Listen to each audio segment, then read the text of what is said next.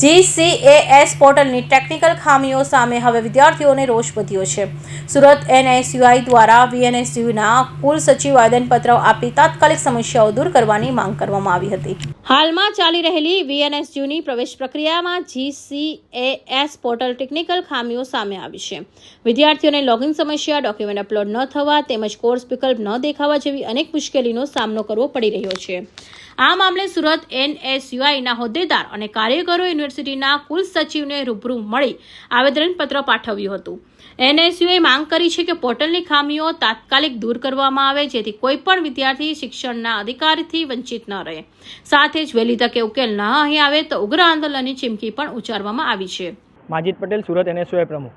હાલમાં જે રીતે પ્રવેશ પ્રક્રિયા ચાલી રહી છે, જેમાં GCAS પોર્ટલમાં જે પ્રવેશ પ્રક્રિયા છે તેમાં વિદ્યાર્થીઓને ઘણી બધી સમસ્યાઓનો સામનો કરવો પડી રહ્યો છે.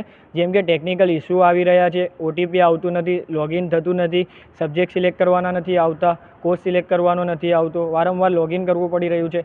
અપલોડ ડોક્યુમેન્ટ કરીએ છીએ તો ફરીથી અપલોડ કરવાના ડોક્યુમેન્ટ માંગે છે. એવી તમામ સમસ્યાઓ વારંવાર વિદ્યાર્થીઓને સામનો કરવો પડી રહ્યો છે. તેને લઈને આજરોજ સુરત NSUI દ્વારા VNSU ખાતે વિરોધ પ્રદર્શન કરવામાં આવ્યું હતું અને કુલપતિશ્રીને આવેદનપત્ર આપવામાં આવ્યું હતું.